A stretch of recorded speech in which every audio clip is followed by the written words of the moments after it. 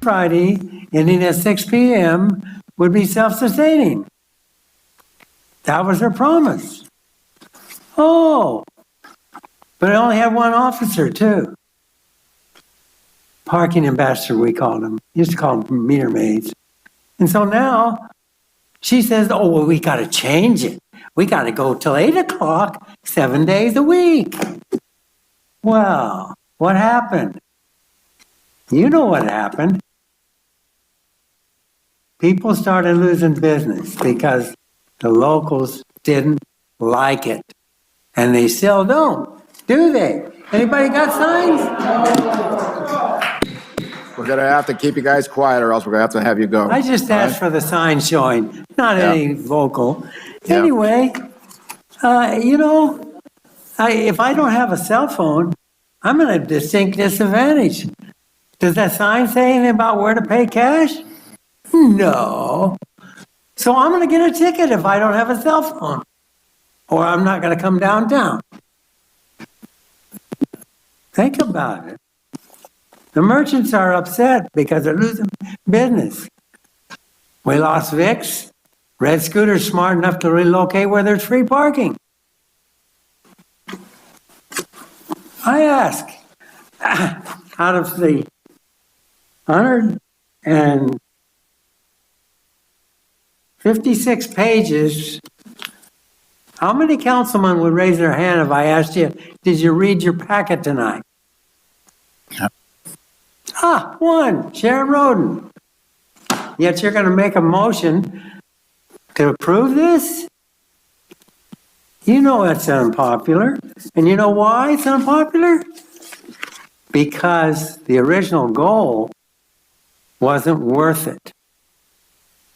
Too much loss of business, too much disgruntled patrons refusing to come downtown because they don't like it.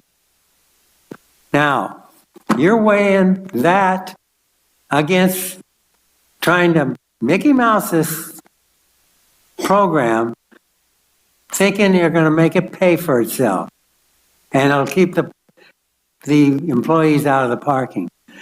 As was indicated, you don't know how many of those employees were at a business while they were not working. Thank you, Dale.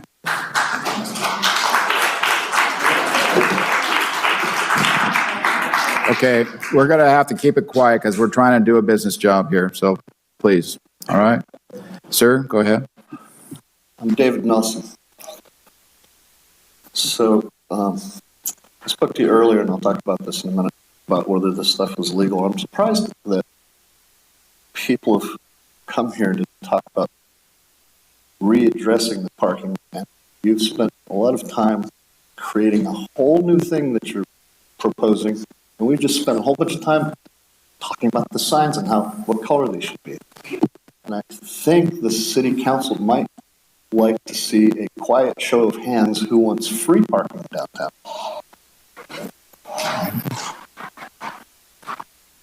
We haven't discussed that. You're not here to. That hasn't been mentioned at all. The city managers use city money to go check on parking on cars downtown right now while there is no regulation. Free parking for everyone, whether you're an employee or not. You've spent city money to go see who are employees that are parking downtown, whether they're working or not. I think that's a bad use of our money. The city attorney is here to declare to us that everything's been done properly. But right now, there is no downtown parking zone, if I'm not mistaken, because we didn't follow the rule. On November whatever date, when there was a vote here on what should be paid for the downtown parking zone, it didn't exist. It still doesn't exist today. That vote was invalid. You can't come back, declare a parking zone, and say we're going to use that vote from November for a parking zone that didn't exist. I insist that that be wiped out, and you come back, let people discuss publicly, and then vote on it. Your new proposed thing says the city manager will decide how much is charged, with a goal of 85%. How so? How will the city manager decide? What will they do? We've had 2 hours free parking for quite a while now, and we've only made 85% occupancy at 6 p.m. on Fridays and Saturdays. So how possibly with $1 an hour will we get more people parking than the rest of the time? Seems impossible. I think we should refer to other cities on how they get 85% and talk about that. So I'm going to stop with my topics and leave some for the other people. Thank you. Thank you, sir. Welcome. Good evening again. I'm Julie Tacker, and you do have a thick packet tonight, and there is a lot of red and strike throughs, and I would just say, strike it all. Strike it all. It looks like your community does not want to have to pay for parking. If you didn't have an ordinance, there'd be no kiosks to fix. There'd be no signs to dislike. There's no ordinance. And there's free parking. The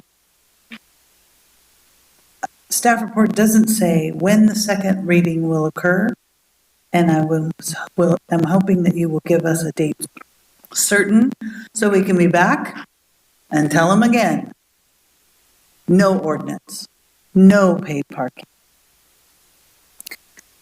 The analysis that you've done to see how many employees are parking, 14% were parking in that area. That means 86% were not employees. That's the win, right? Did you do an analysis on the increased sales tax that's coming in because these businesses are picking up sales? That revenue comes to you. You want it both ways. Clearly, to charge for parking prevents the sales tax. Enjoy the sales tax, and people will enjoy your community. They'll come here to shop. They'll spend their money. They'll buy another round, and they'll stay. To get to the nitty-gritty, I hate to even go here because you should strike the whole thing, as I said at the top. But to fill out a form and provide proof of payment? Provide proof of payment. Mr. Strong, you just went to Orange County. Do you have proof of payment from where you parked? You probably do tonight because it's going to be reimbursed by the city. But the rest of us throw away that ticket or don't go back and look at that statement from our phone or our credit card. And you're going to put the burden on the people who park there. It wasn't their fault that your law is illegal. That's your problem, and you need to offer it up freely. Don't make people jump through hoops to get their own money back. Thank you. All right, we'll stop. We're going to do this like in the county. Anybody that wants to approve of a speaker, you can wave your hands, but I don't want to hear any more noise because it's distracting. We're trying to listen to people here, please. All right, so you can do that. I don't care, but no more noise. Michael. Michael Rivera, forgive my passion. I get a little passionate sometimes. People may have recognized that about my personality. Could be good, could be bad. My wife says it's kind of good, it's kind of bad. But anyway, you know, there's an old saying, when you're digging a hole and you want to get out of it, stop digging. Just stop digging. It's real easy.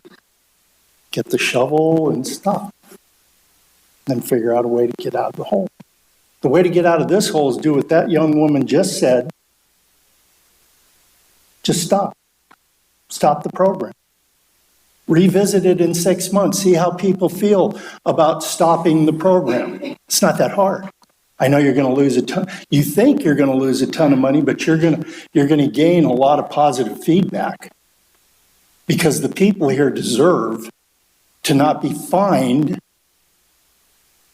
for coming downtown and parking to visit businesses. Now, Ty Lewis has shepherded this through from the time he was the police chief up until now. How's that working out for everybody?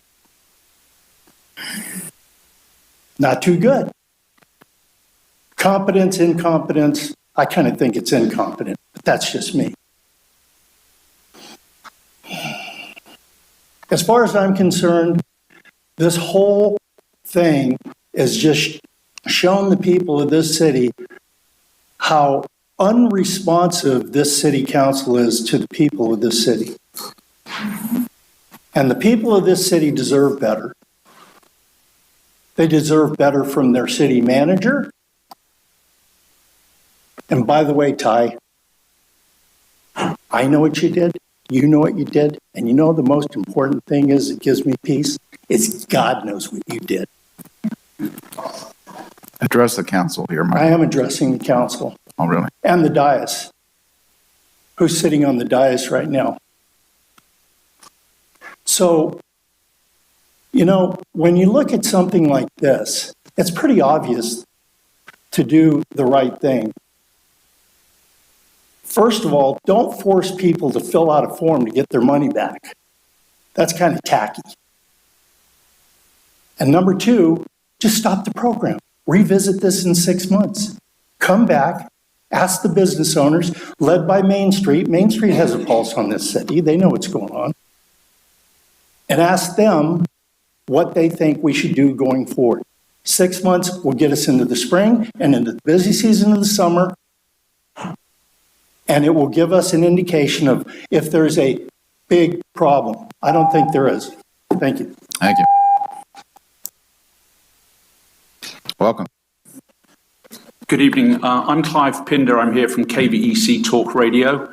I just have some questions that hopefully you'll be able to answer directly. If not, I'll take them in a letter from the council afterwards. First question is, why not repay all the fines that have been raised or fees raised since the time that the program has been declared unlawful?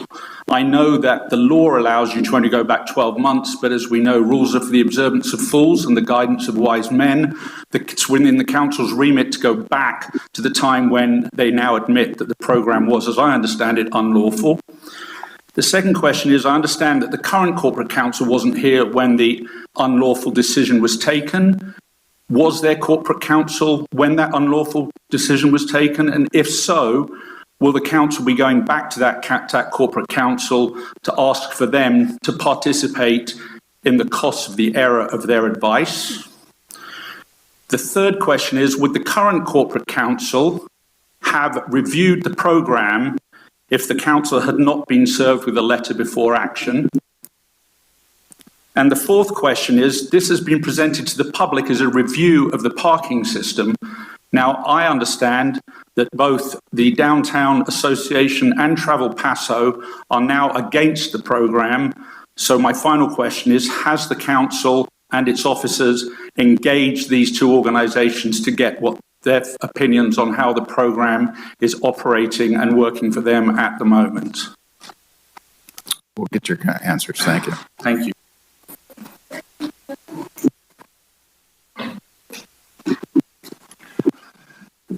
Welcome. Good evening. I'm Stephen King. I reside at 1315 Larkspur Lane in Paso Robles. Thank you, Mayor, council members, city staff. I speak as a private citizen with experience with the system of parking, and also as a member and chair of the design committee for Paso Robles Downtown Main Street Association. As part of my duties in running the meetings, we have a joint meeting of design committee and economic vitality committee that meets monthly. We read our mission statements. And those mission statements include themes like taking actions to increase the economic vitality of the city and to improve the end user experience for people that come to our city, whether residents or visitors. It's my feeling, and I think it's not a secret, the majority of those involved with Main Street feel that the parking program is a detriment to the economic vitality of the city and a detriment to our experience as people that visit the downtown portion of the city. And I think there has been a trend that we, as patrons and as people spending our money, will go elsewhere rather than come to downtown. Frankly, some of those elsewheres are still places that are paying where our sales tax is coming to the city. So it's not lost, it's just spent somewhere else. My experience with, I got one ticket more than a year ago, so beyond your year. But in my experience, I went to the machine. The low morning sun was shining on the scratches on the screen. I couldn't read it. So I went across the street to another machine and I went in for my 2 free hours so that I could attend a job walk as a volunteer with city officials doing a volunteer walk for downtown planning. I got a ticket even though I had registered properly, but I put my license plate number in a little bit wrong. I appealed it. My appeal was rejected. I don't miss the money, but I attempted and I failed, and I think a lot of people have that problem of whether it's cell phone use or credit card use. It's not easy. It's easy to make a mistake. Thank you. Thank you, sir. Welcome. Hi, council members and mayor and city staff. My name is Carla Carey. I'm one of the owners at Spare Time Used Books, which is on 945 12th Street in downtown Paso Robles. My business partner Cleo's in the back there. We have seen a massive uptick in sales in the last 2 weeks that have trumped anything over the last 5 years, according to our sales numbers that we have reviewed. Although we are new owners, we've seen record sales. That's very encouraging for us as a used bookstore, which is a business that is not very seen. Unfortunately, a lot of small businesses are going under because of big box stores and people coming from the Bay Area and LA. And I think that the locals are the lifeblood of this community. And you look at a city like San Luis Obispo, which implemented paid parking, and their downtown suffered. If you walk downtown San Luis Obispo, it's absolutely barren. There's more empty buildings for rent than there are occupied spaces. And I do think that that's a huge detriment to the local, do you mind if I just?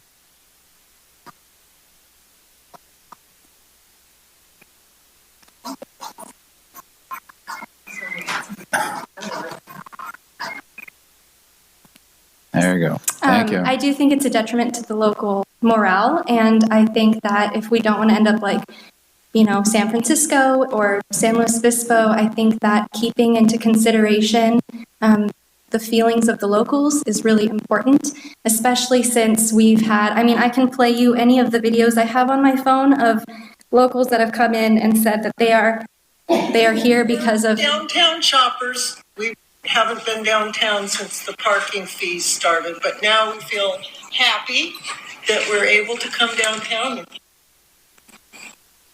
Hello, I'm a local resident, and I'm so happy to report that we have free parking, and now I can come to my favorite bookstore anytime I want. And then Okay. people came in, they said, So I am so excited that I finally get to come and welcome you to the neighborhood.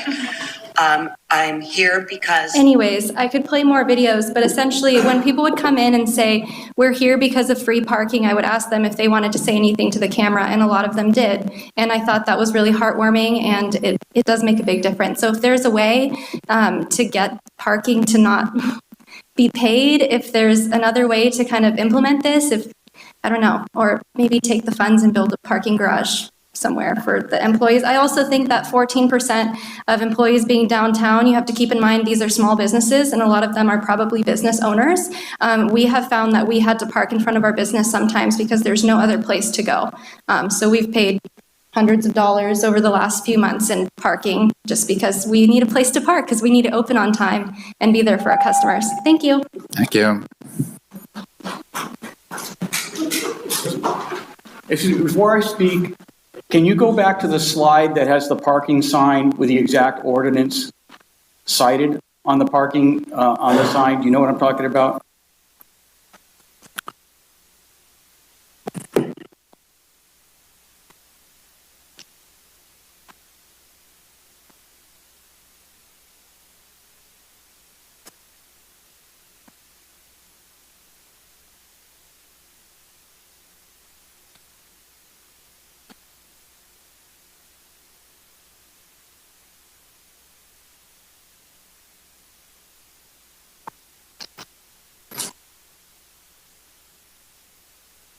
Can you go up and show the exact ordinance that's on the sign?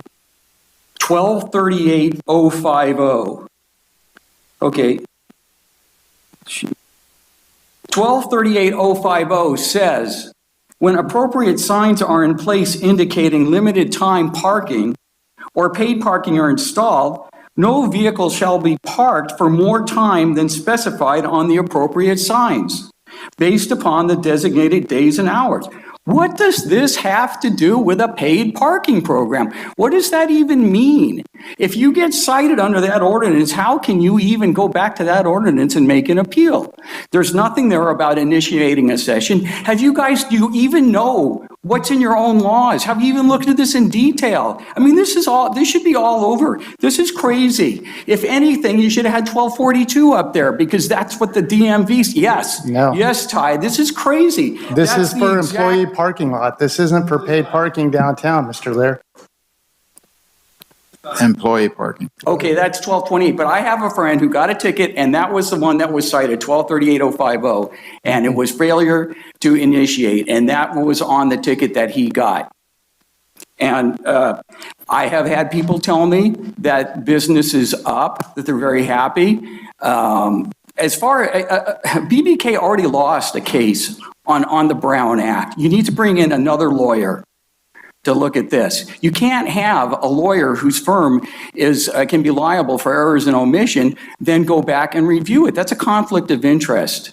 But I can tell you that my friend sent me a ticket, and that was the code. That was 1238-050, and on that code it said failure to initiate session. There's nothing about a session in 1238-050. If anything, it should be 1242. What the DMV says, that's where you establish parking zones. You just don't have a grasp of the details.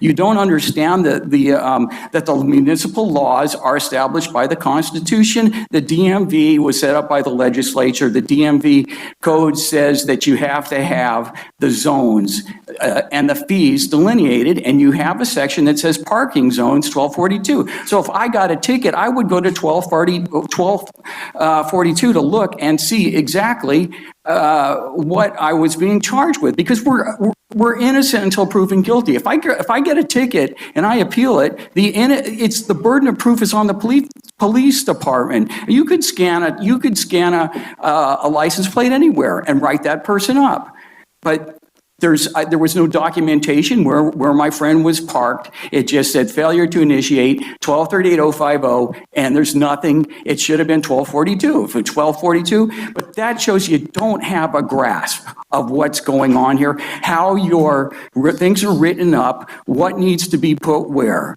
and this is it's just not right. Thank you, sir.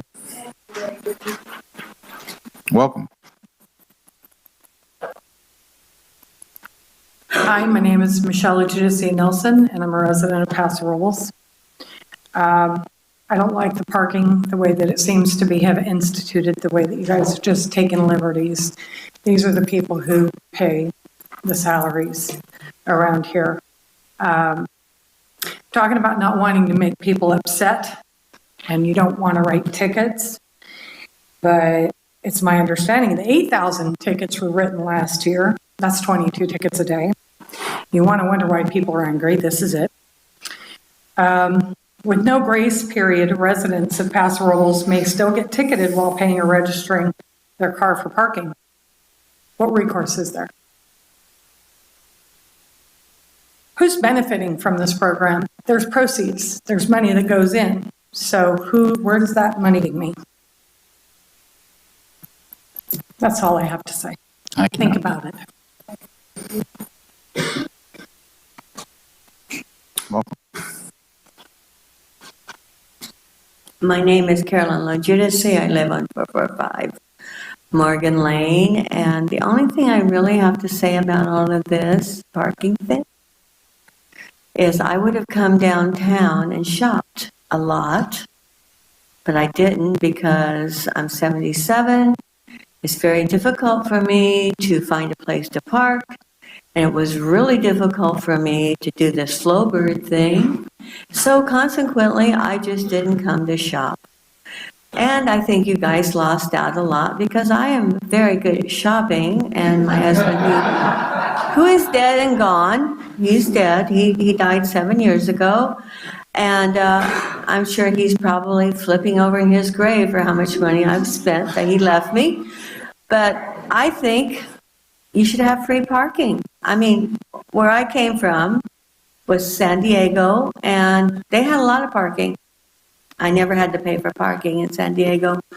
Now, I know San Diego is a way bigger city, and I came here because I'm 77, and my daughter thinks I'm going to die sometime soon.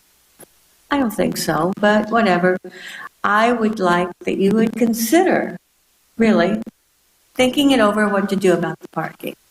Because I would come downtown. I now drive to Santa Barbara.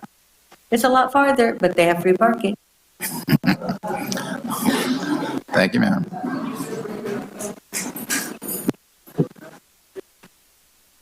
James Schaefer, 1605 Stormy Way, Paso Robles. I'd like to share a brief quote from John Major, Prime Minister of Great Britain back in the 1990s. Far, far better to admit a mistaken policy early on than to persevere stubbornly. Thank you. Welcome. Monty Jones, Paso Robles, business owner. I don't know if Gary is here or anyone else behind the cease and desist letter. That's not this item, but. Okay. Yeah.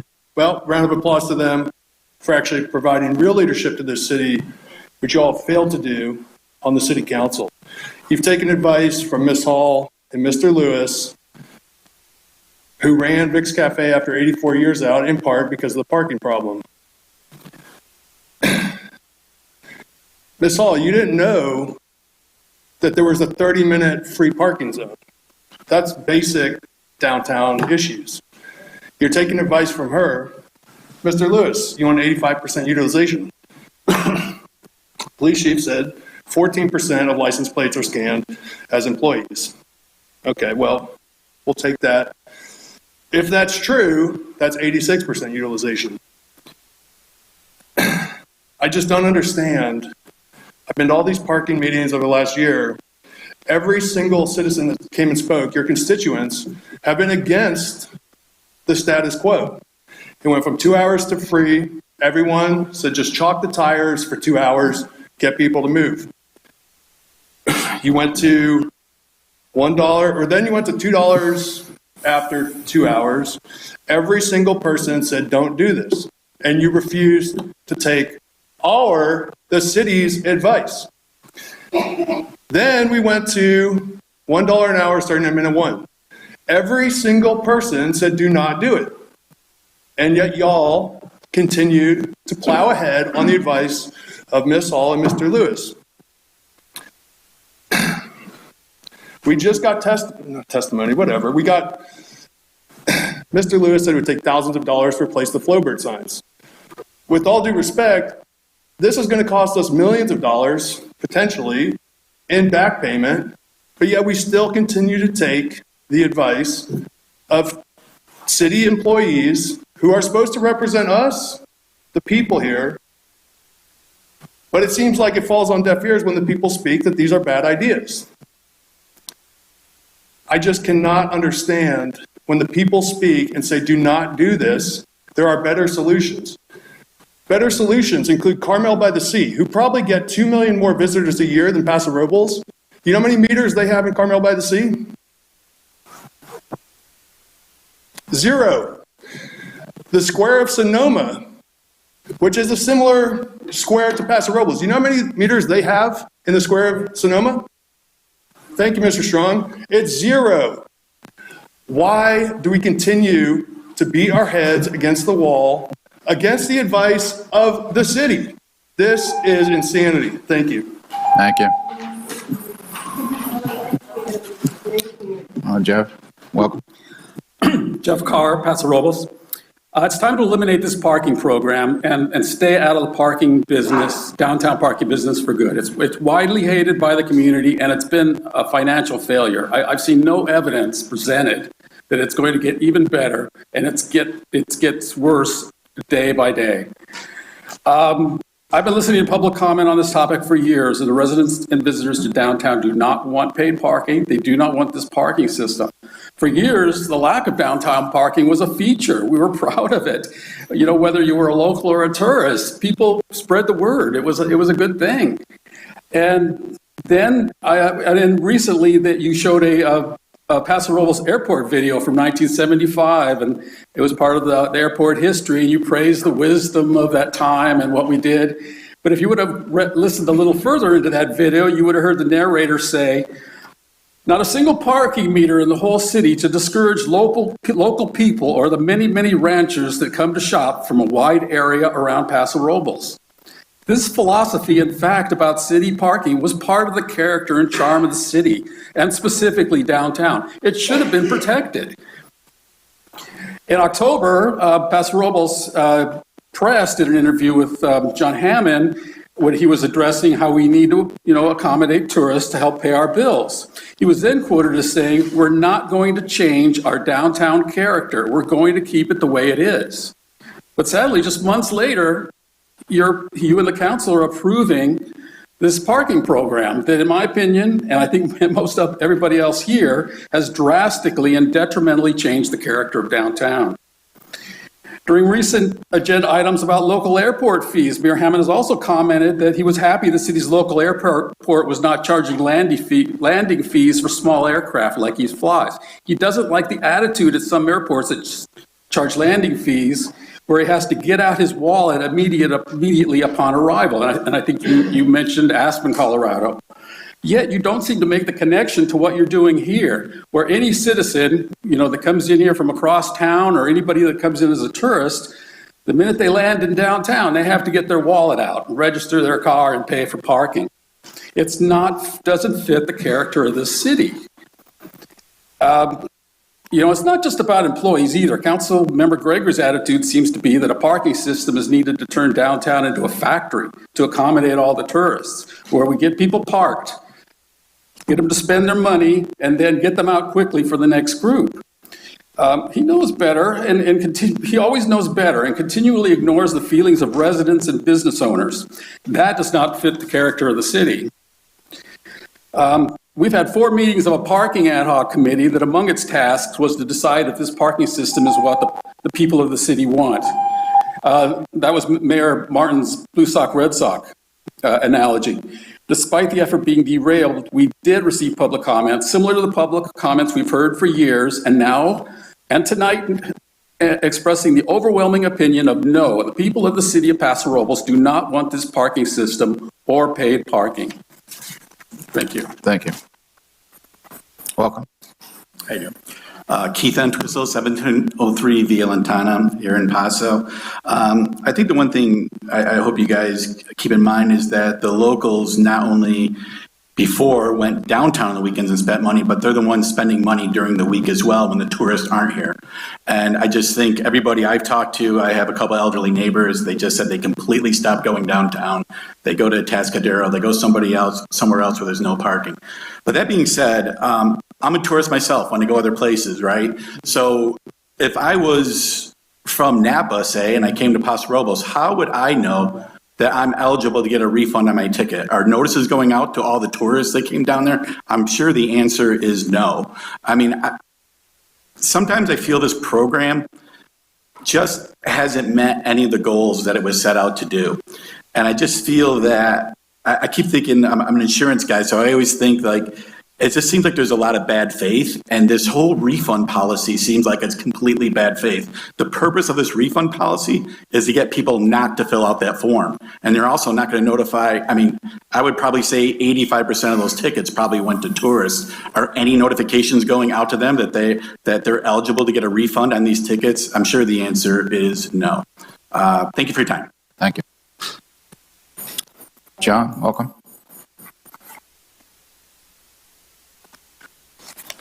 Hi, John Roush, 1321 Spring Street, number 202. First thing I'd like to say is it's absolutely amazing to me that the city staff goes around to read the license plates to see how many employees parked on the street while we have free parking. It seems to me the city manager should be doing the most for this city and asking the questions that mean the most to this city. How about going around to the businesses and asking how we've done since we have free parking? Nope, we're not going to do that. We're going to see how many employees we have. So, yeah, I'm one of the passionate few, John, that stands up here like all these people here every single time. So I'll tell you what's happened since free parking. We have since January 1 to February 15th, last Thursday, the Park Cinemas outgrossed the Colony Cinemas in Atascadero by 22%. Okay? That's really wonderful. This past weekend, we outgrossed the Colony Cinemas by 64%. You think this isn't hurting our businesses? You're making a huge mistake. You are losing sales tax revenues that this city could get. By city staff financials, $89,000 you made in fiscal year 23 from this, with $440,000 in fines, which of course we don't want to give anybody. You probably lost far, far more. I sent you a letter outlining some of the ideas that I thought should be applicable. You probably lost $200,000 to $600,000 in sales tax revenue from the downtown core. You're making a huge mistake with this, and it's really a shame. So, John, Mayor Hammond, you sent a letter that says, and I quote, many of the folks, this is about the November meeting, many of the folks speaking last meeting were merchants and not the ones who have appreciated the program. Council who listen and react to small, passionate groups with special or self-interest do not always make the best decisions for all when it comes to public property. I'm sorry you're with some of the passionate small groups that show up every meeting and tell you this. How many people do we have to get here, John, before you start listening to your constituents? Does it take 1,000? Does it take 5,000? Because if that's what it takes, we'll get them here to tell you. You are making a huge mistake. Thank you, John. Thank you, John. Welcome. Thank you. My name is Jeff Wiesinger. I'm a small business owner here in Paso Robles. I've stood at this podium before talking to you guys about the same issue. I know a few of you that are really excited about this program and how much effort has been put into this program. But Mayor, you started out this evening talking about when everyone started clapping, this is a business issue. This is a small business issue for me, correct, as a community issue, but you're treating this like it's a government business issue. And I understand that when it comes to the business of running a government, how we're generating revenues is really important. And I think there's been a lot of great groundwork that has been laid to create a parking program, but there's a lot more that needs to be done. So I'm going to start by saying, please consider just this is a bad ordinance. If we've all been out here talking about it, we know that the ordinance is just about ready. You're about ready to vote on it, but this is a bad ordinance. It's turning us, our downtown community, into a lot of the problems that San Luis Obispo is having.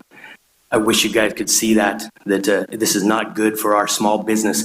I understand that the city might be in the hole because of this program for a bit, and I'm all about coming to as many meetings as I can to discuss other ways to generate revenue for the city. But when we talk about sales tax revenues and how much business is being affected by this parking program, it's not helping our businesses.